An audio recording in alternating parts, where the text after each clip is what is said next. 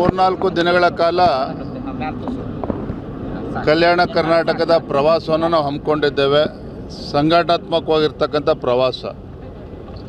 ಇನ್ನು ರಾಜ್ಯಾದ್ಯಂತ SIR ಮತದಾರ ಪಟ್ಟಿಯ ಪರಿಷ್ಕರಣೆ ನಡೀತಾ ಇದೆ ಮತ್ತು ಸಂಘಟನಾತ್ಮಕವಾಗಿರ್ತಕ್ಕಂಥ ವಿಚಾರಗಳು ಎಲ್ಲವನ್ನೂ ಕೂಡ ಚರ್ಚೆ ಮಾಡಬೇಕು ಅಂತೇಳಿ ಬೀದರ್, ಗುಲ್ಬರ್ಗ, ಯಾದಗಿರಿ, ರಾಯಚೂರು, ಕೊಪ್ಪಳ ಈ ಜಿಲ್ಲೆಗಳ ಪ್ರವಾಸವನ್ನು ಹಮ್ಮಿಕೊಂಡಿದ್ದೇವೆ. ಎಲ್ಲ ಜಿಲ್ಲೆಗಳ ನಮ್ಮ ರಾಜಕೀಯ ಸ್ಥಿತಿಗತಿ ಬಗ್ಗೆಯೂ ಕೂಡ ನಾವು ಚರ್ಚೆನ ಮಾಡೋರಿದ್ದೇವೆ. ವಿಶೇಷವಾಗಿ ಸಂದರ್ಭದಲ್ಲಿ ಚರ್ಚೆ ಮಾಡುವಂಥದ್ದು ಅಂತ ಹೇಳಿದ್ರೆ ಬೀದರ್ ಇರ್ಬೋದು, ರಾಯಚೂರು ಇರ್ಬೋದು, ಗುಲ್ಬರ್ಗ, ಯಾದಗಿರಿ ಜಿಲ್ಲೆಗಳಿರ್ಬೋದು. 12% ಮಳೆ ಆಗಿರುವಂಥದ್ದು. ಈ ಭಾಗದಲ್ಲೇ 30 ಲಕ್ಷಕ್ಕೂ ಹೆಚ್ಚು ಹೆಕ್ಟೇರ್ಗಳಲ್ಲಿ ಇವತ್ತು ಬಿತ್ತನೆ ಆಗದೇ ರೈತರು ಪರದಾಡ್ತಾ ಇದ್ದಾರೆ. ಮಳೆಯ ಅಭಾವದಿಂದ ತೊಗರಿ, ಸೂರ್ಯಪಾನ ಇರ್ಬೋದು, ಹತ್ತಿ ಇರ್ಬೋದು, ಬಿತ್ತನೆ ಆಗದೇ ಇವತ್ತು ರೈತರು ಸಂಕಷ್ಟದಲ್ಲಿದ್ದಾರೆ. ಮಾನ್ಯ ಮುಖ್ಯಮಂತ್ರಿಗಳು ಮೊನ್ನೆ ದಿನ ಬಸವ ಕಲ್ಯಾಣಕ್ಕೂ ಕೂಡ ಭೇಟಿಯನ್ನು ನೀಡಿದರು.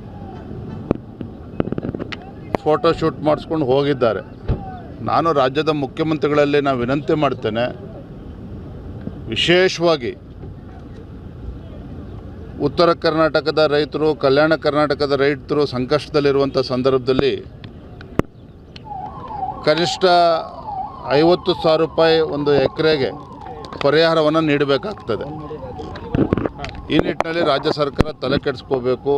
ರೈತರ ಒಂದು ಸಮಸ್ಯೆಗೆ ಸ್ಪಂದನೆ ಮಾಡುವಂಥ ಕೆಲಸ ಮಾಡಬೇಕು ಅಂತೇಳಿ ನಾನು ಆಗ್ರಹ ಪಡಿಸ್ತೇನೆ.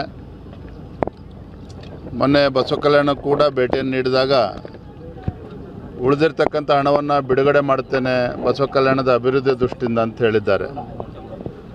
ಅನುಭವ ಮಂಟಪಕ್ಕೆ ತಮ್ಮೆಲ್ಲರೂ ಕೂಡ ನೆನಪಿದೆ, ಹಿಂದೆ ಭಾಜಪ ಸರ್ಕಾರ ಇದ್ದಾಗ ಸನ್ಮಾನ್ಯ BS ಯಡಿಯೂರಪ್ಪನವರು ಭಾಳ ಮುತುವರ್ಜಿ ವಹಿಸಿ 100 ಕೋಟಿ ರೂಪಾಯಿಗಳನ್ನು ತತ್ಕ್ಷಣ ಬಿಡುಗಡೆ ಮಾಡಿ, 200 ಕೋಟಿ ರೂಪಾಯಿಗಳನ್ನು ತತ್ಕ್ಷಣ ಬಿಡುಗಡೆ ಮಾಡಿ, ಸುಮಾರು 500 ಕೋಟಿ ರೂಪಾಯಿಯಷ್ಟು ಒಂದು ಪ್ರಾಜೆಕ್ಟ್ ಆಗಿರುವಂಥದ್ದು. ಆದರೆ ಯಾಕೋ ಏನೋ ಕಳೆದ 3 ವರ್ಷದಲ್ಲಿ ರಾಜ್ಯದ ಕಾಂಗ್ರೆಸ್ ಸರ್ಕಾರ ಇದ್ರ ಬಗ್ಗೆ ತಲೆ ಕೆಡಿಸ್ಕೊಳ್ಳಿಲ್ಲ.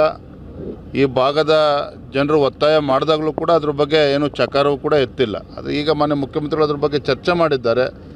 ಇವರ ನೇತೃತ್ವದಲ್ಲಾದರೂ ಕೂಡ ತತ್ಕ್ಷಣ ಹಣ ಬಿಡುಗಡೆ ಮಾಡಿ ಏನೇನು ಕೆಲಸಗಳು ಆಗಬೇಕು ಅದ್ರ ಕಡೆ ಗಮನ ಹರಿಸ್ಬೇಕು ಅಂತೇಳಿ ತಮ್ಮ ಮುಖೇನ ನಾನು ವಿನಂತಿ ಮಾಡ್ತೇನೆ.